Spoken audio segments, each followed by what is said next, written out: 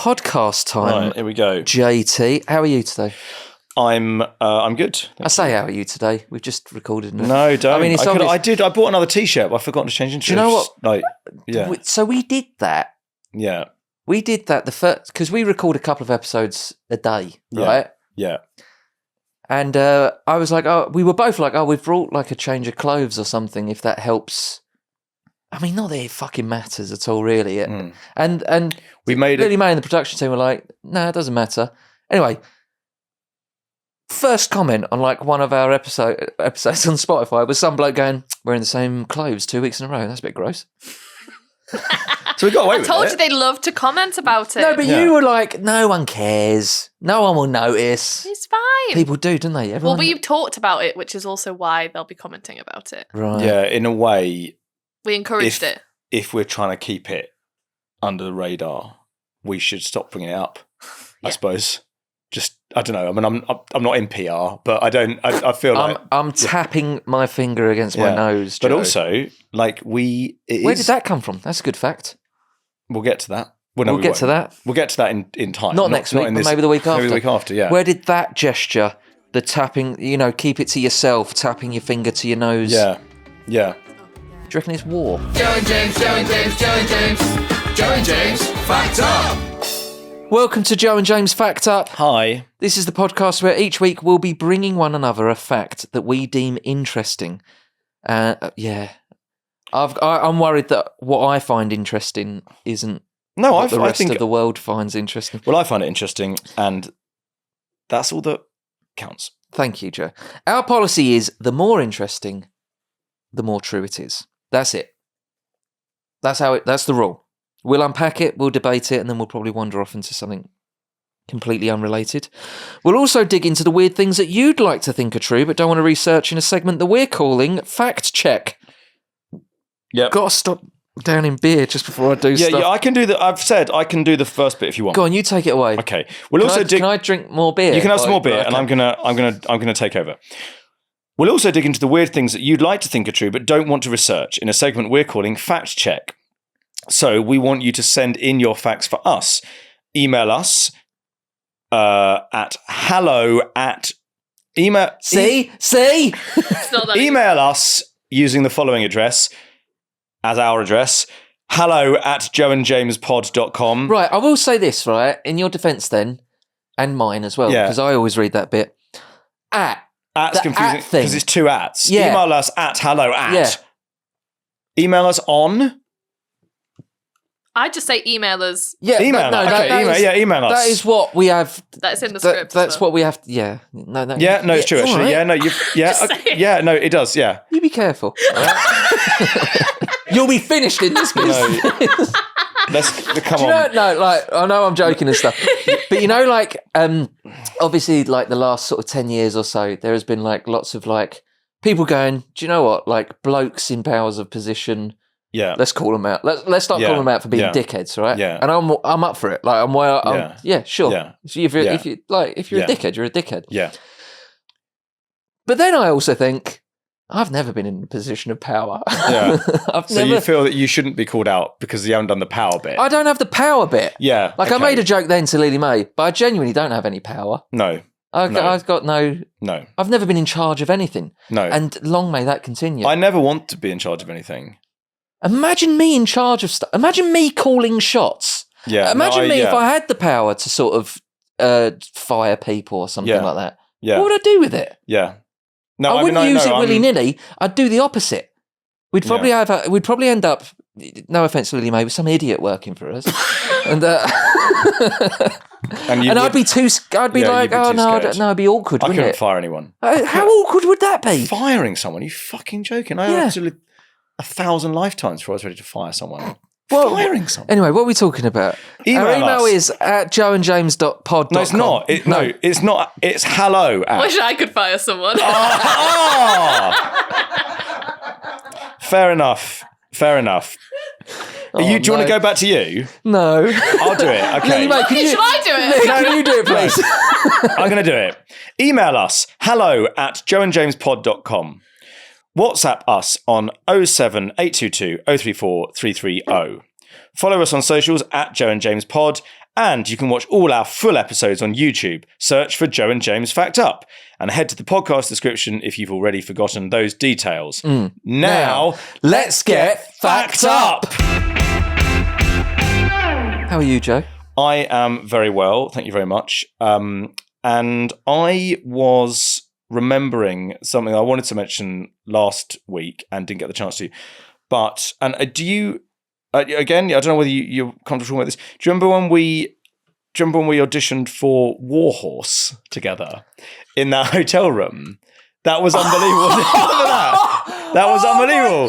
Well, do you remember? That was incredible. I've not thought. Yeah. Wasn't that extraordinary? Yeah. And now I know why you've said I don't know whether you're comfortable with it at all. Because I did something really embarrassing. We did a fucking terrible job. Like it was. Oh no, the pair of us. Yeah. We were making. When was this? We were making the TV show. We were making the second series of the Inbetweeners. The second series of the Inbetweeners. And so during making the Inbetweeners, me and Joe, we were making the show during the day, and then all four of us would usually be in a hotel or something like that in the evening. So we were always with each other. Yeah. Work, eating together. And then also, me and Joe had both got an email from our agents, our different agents, saying there's this audition that's come through. It's for Warhorse, the film. Yeah. Could you, and we were both like, oh God, yeah, I've just got that as well. Yeah. All right, we had to film. And this was before you had your phone and you could just fucking film something on a phone. Yeah. Did we ask production for a camera? We must have got a camera from production or something. But what I remember is we first of all we went. Oh no, this is embarrassing. I remember that first of all we went to the bar and we had like you got to have a couple of drinks. We had to have a couple of drinks before you. We had a few drinks. Oh God, it was so bad. So we went in. I was like, oh bloody hell. And in my mind, I was like, this is so bad. But like, I didn't think it was that good a project. I thought it was like a horse. It's boring, man. I was always like, oh, come on. I know about the play and stuff. Honestly, because I was like, it's based on a children's book. Like, give me a break. Yeah. By the way, it was Steven Spielberg. It was just like... It was a Spielberg film. It was also, I mean, I haven't been nowhere near anything like that since then. So I should have taken it more seriously. And so we were a bit drunk. So we were drunk. I completely forgot about this, man. And what we did was I can't remember who went first. I think what's funny, I still wasn't even really completely au fait with the idea of self-taping. So I remember that was odd. Yeah. That was a bit odd. So I remember I did it and I was like, oh, I wasn't that happy with that. Oh, never mind. Well, it's gone now. That's it. Like, so you went, do you want to do it again? And I went, no, I'll leave it. I was like, I just wanted, because I was honestly in my head, I was like, well, that's honest. I mean, that's what I'm like. Like, what's the point of doing it again? A weird attitude for self-taping without... We've already established that first thing you do is always your best.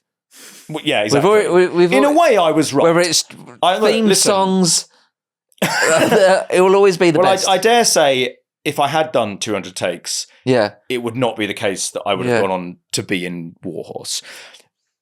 And then I remember you auditioning. Do you remember what I did? I do. Yeah. Right, listen, in my defence, you made a trench. You said, I'll be in a trench, and the side of you were crouched down on the floor of the hotel room, and you were like, at the end of my audition, I'm going to go over the top. And you said, you crawled onto the bed, but what was funny is you wanted to leave shot, but I kept following you with the camera, and you were like, well, don't follow me, because now I haven't got any lines left, and now you're just filming me crawling across a bed. I thought it'd be a really good idea if I was sat up against the bottom of the bed. Yeah, that's right, yeah. And I was like, and then at the end, I'm going to crawl over the bed as if I'm going over the top. Oh, God. Also, like, I'm not sure it said in the script, like, go over the top. You were just like, Listen, man, I was so drunk. it was like, because we were World War One. We're like, in World War One, every conversation ended with them going, let's go over the top. All right, there's the whistle. Well, anyway, see you later. And over the top we go. Like every 12 minutes, over the top. Anyway, no, I do remember that. That was I just remembered it because we were talking about the Dominoes thing where we got the Dominoes. And that used to be a bit of a tradition. it was the John bloody hell. There was always football on whenever we were making the Inbetweeners. Yeah. It was always like Champions League or something like that. Yeah. And we'd all decide to meet in one of our rooms, and we'd all order a pizza and just sit on a bed, like cross-legged, and eat pizza together. It was great. It was. But I do remember Blake used to get annoyed whenever I'd have Dominoes because, well, you all would. I don't know why I've just singled out Blake, but Blake was the most vocal about it. Yeah. It did sort of play havoc with me belly. The old Oh God! I mean, the set sometimes was just like, because to be fair, I feel like you were the worst. I mean, but like there were times that all through the day, the next day, it just like, and like you couldn't really come on. Like crew would come onto the set and be like, when we were in the we know. We were it's in the impossible. common room, which was a great big massive room, and there was people at the other side of the room going, Jesus. Yeah. People like at the pool table, at the back of a shop. Yeah. They were getting it. But Blake used to go like, oh no, you haven't had a Dominoes, have you? Oh. I remember Blake used to say that to me. I go, I did get a Dominoes. I ordered the Dominoes last night. Oh God. And then obviously in the car, I was quite bad in the car, wasn't I? The car was... But I do think that those little things do end up being in the show sometimes. Because I think that's where because there's a scene with us and Hannah in the car. Oh, yeah. And Neil is farting. Yeah. And he's going, oh, sorry, there's the hash brown. Yeah. Sorry, it's the McDonald's breakfast I had this morning. Yeah. And I think that's where that stuff comes from. I think stuff found its way. Yeah. There's a very thin membrane between things that were just said and the script of the Inbetweeners. Oh, man. But yeah, no, anyway, I just thought you'd enjoy that after our Bond audition the other week. So, so we've got a track record. Yeah, man. So I've never... a question that gets posed to me quite a lot. Go on. Is like, why? Like the Inbetweeners was really good and stuff. Like I thought you would have done more off the back of that. Yeah. And maybe I might start. I might find that audition I did for the Steven Spielberg film War Horse. Just have it on you and just go. This is why. This is why I never. Okay. All right.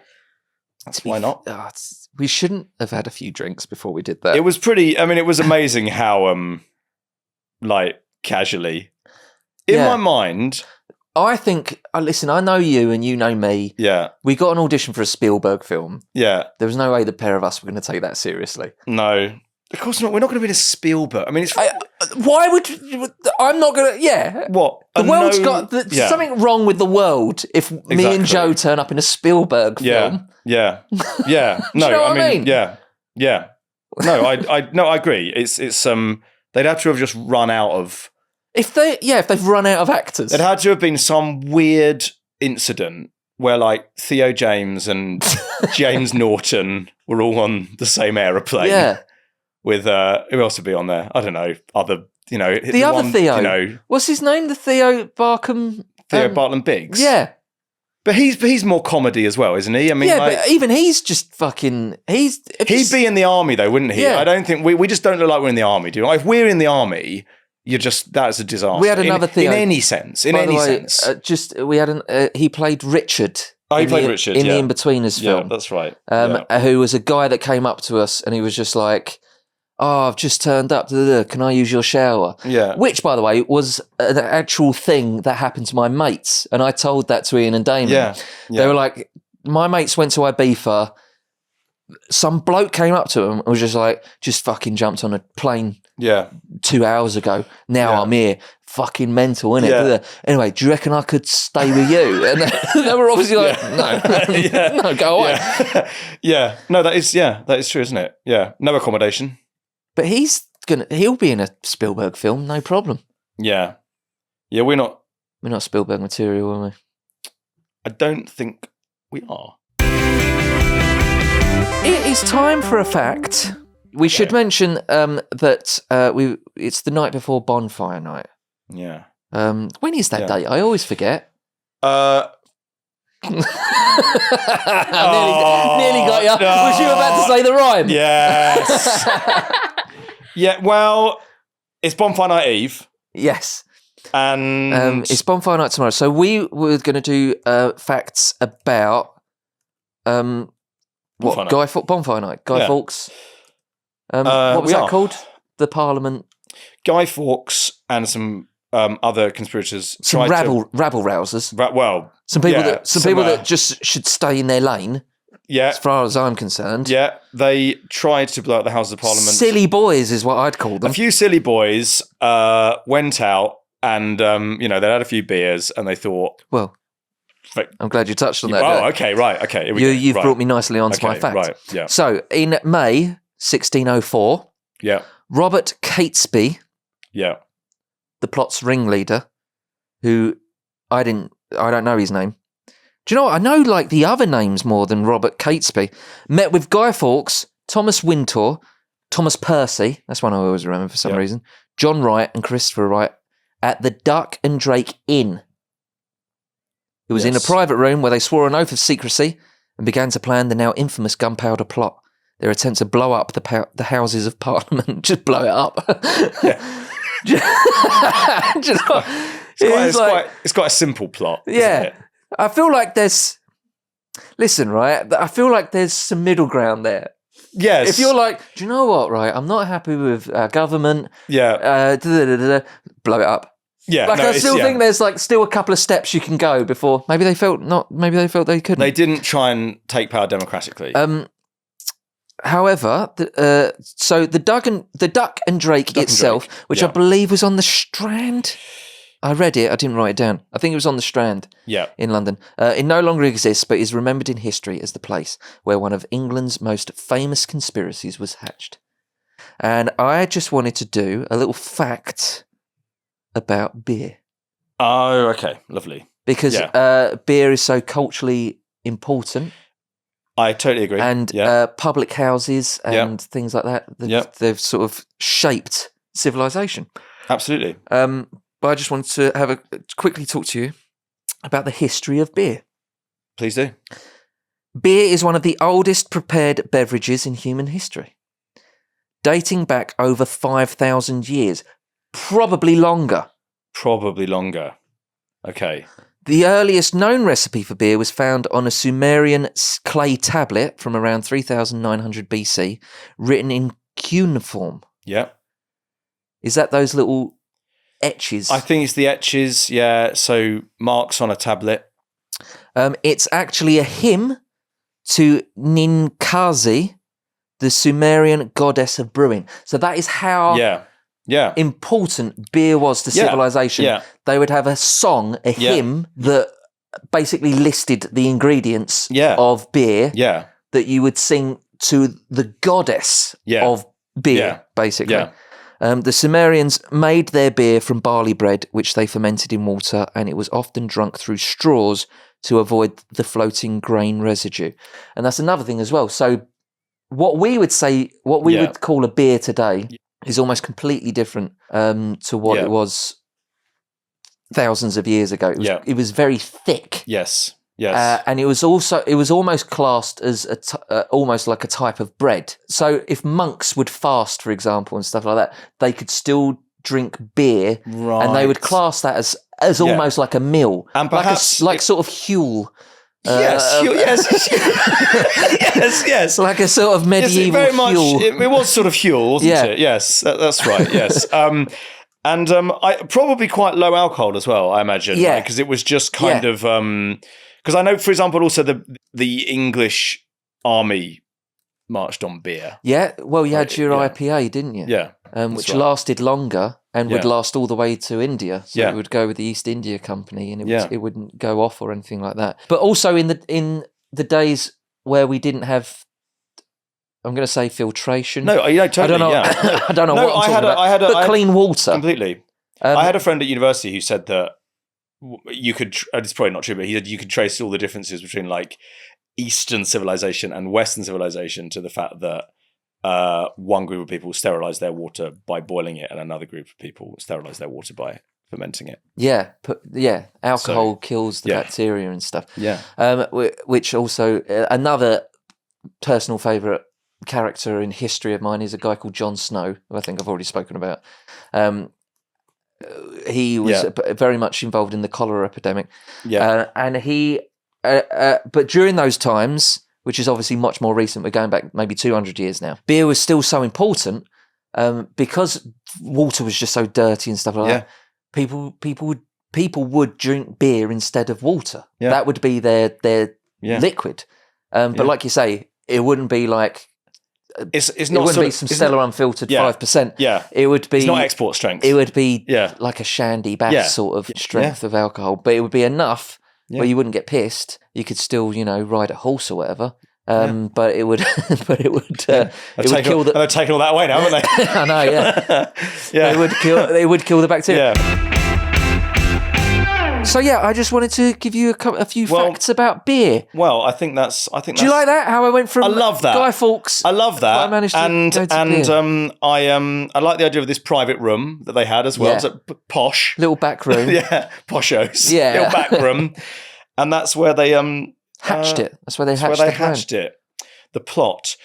It's a shame that it's not there anymore. I think our sense that we need to kind of look after old buildings is quite recent. I think sort of until fairly recently it was like we'll just get rid of it. And I think even as late as like the 1960s, like I think there was a sense of like, well, it's old, like fusty old. Like I don't know if I've said this before, but like my granddad was an architect and he worked for Courage, the brewers. Right. And so he used to design pubs.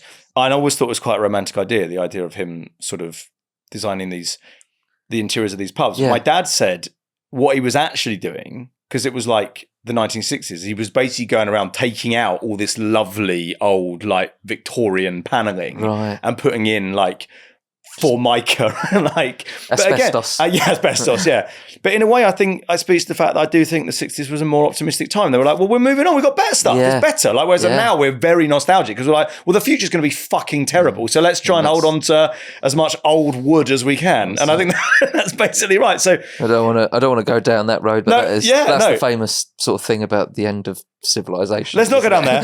But another thing they did, another thing about like lack of nostalgia, my dad told me almost in a kind of like shamefaced way that like in the 60s they'd have parties where they'd smash up pianos. They'd get an old Victorian piano and they'd smash it. And it's like, oh, sorry, I may have said this before, but like, and now it's like, God, that's just such vandalism. Yeah. But part of it is like, well, we're moving on. We've got better stuff. We don't need all this old shit. Well, that's it. Because like you'd have like a 1960s film, wouldn't you? And it'd be like about people colonizing Mars or something like that. It'd be set in 1997. Yeah, no, we haven't. And they'd just be like, well, that's what we're going to be. We're going to be in Mars in a second. I know. We've some of it's happened and some of it hasn't. But it was just a time of optimism, wasn't it? It was a time of optimism. Whereas now we're a time of, oh God, wasn't it better? Even when we were growing up, even the 90s. Still quite optimistic. It was like, oh God, I'd like it to be the 90s. My kids say to me go back things like, God, I bet it was great being around, which does make me feel really fucking old. Oh God, I know. Yeah, my kids are like, what was it like? What was it like? Oh, I bet it was so much fun. Euro 96 and all that. And it was brilliant. I know. To sum up, my fact is that beer is one of the oldest prepared beverages in human history. Yeah, we know is over 5,000 years, but without sort of empirical evidence or whatever, we can assume it went on for a lot longer. Right, let's move on to fact check. You send in something that feels like a fact that you'd like us to either confirm or poo-poo. Yeah. So we'll be reading a fact or a question that you'd like us to get to the bottom of, and then we're going to have a good old think during the break and come back to let you know how true it feels to us. Joe, have you got the fact? Okay, so this week's fact check comes from Paddy. Paddy Carr? It's Paddy Carr. Is it Paddy Carr? Our friend Paddy Carr? It's our friend Paddy Carr. He said, the average glass of water that you drink out of the tap has already passed through about 7 people before you. Right, I'm ready to. Let's take a little break because I'm ready to jump on this straight away. We'll be back after these messages. We are back. Paddy wanted to know whether this following statement is true, and we will decide whether it's true together. The average glass of water that you drink out of the tap has already passed through about 7 people before you. Right, I'm going to go. True. At least, well, I'm going to go, if not more. Yeah, I was saying, why is it 7? Now, when I was a child, gotta stop drinking. Gotta stop drinking. Just getting a problem. When I was a child, the fact that I was told was that there is just as much water on the earth as there is now as there was back in the dinosaurs. The amount of water on planet Earth has been constant, right? Yes, and liquid water, right? Yeah, or just in ice or whatever. Yeah, and that the water that we drink now has probably passed through dinosaurs. Yeah, of course. So I don't know what. So there's 7 people. I don't understand. This seems like a very small number. It would surely be billions. Yeah. Why? Yes, I agree. I don't know. 7 seems like extremely low. Yeah. So I mean, I'm with you that it's the same water. I believe it's the same water. What do you think about my statement that because that was the joke when I was at school. It was like, oh, you're drinking dinosaur wee. Oh yeah, okay. Well, I suppose it's in a sense it's true. I mean, I suppose it's like if you but that's just and if you eat vegetables, you're eating. You might as well you're eating animal shit because it's been fertilized. So I mean, I guess it's. Now we're getting on to this is philosophy, really. Well, exactly, and with you and me, we're always very close to philosophy. And the film that I pretty much take all my philosophical thoughts from is a little film called The Lion King. Yeah. That speech at the beginning of the film. Yeah. The antelope eat the grass. Yeah. We eat the antelope. Yeah. Then we die and our bodies become the grass. Yeah, absolutely. Thus the circle of life. Absolutely. And then I think Rafiki also said some stuff as well at some point. Whereas this is more like a sort of septagon of life. Yes. It's just got 7. There's only 7 people involved in this, apparently. Yeah, it goes through 7 people. You go 7 and then... So what are we going to do? Are we going to say that Paddy's correct? Or are we going to go, do you know what, Paddy? You're not correct. It's even more people. I think we're going to say thank you, first of all. Of course. But we do think it's higher. Yeah. A lot higher. Let me just build on your fact then, Paddy. Not only has it passed through 7 people, the water that you drink. Yeah. You're actually drinking dinosaur wee. You drink dinosaur wee as well? Yeah. Paddy's drinking... Paddy, you're drinking dinosaur wee. Gross. You've probably got zits as well. Yeah. Oh, yucko. No. So I'm not going to say it's not a fact, but I'm going to say it's even more fact. Yeah, it's even more of a fact. Because sometimes things can be a little fact, can't they? Sometimes things can be a little fact, and then they grow out, and then you're like, "Hello." So on the fact spectrum, I'm going to say that's it's 200% fact. Yeah. And it does feel like it's got a little bit cross-pollinated along the way with the 7 degrees of separation fact. I think that's maybe where it feels haunted by that fact. You can get to anyone in the world. Yeah. For example. Nick Cage, who's going to be coming on the podcast as soon as... Have we got Nick Cage? Yeah, we're texting, yeah. Yeah, okay. So, is he confirmed yet, or are we still waiting to hear back? He said he wants to listen to this episode to decide whether he wants to associate. Fine, okay. Well, no problem. That's, that's a yes then. So, we're... Also, when did we start saying Nick Cage? Well, I say Nick Cage now, but it was always Nicolas Cage. I say... Is it like Saint Nick and Saint Nicola? No, it's not. It's like David Ginola. Yeah. When he first turned up, he was David Ginola. Yeah. And then that got... And then... Yeah. And then Britain sort of went, oh, hang on a minute. Yeah. We better start saying David Ginola. Yeah.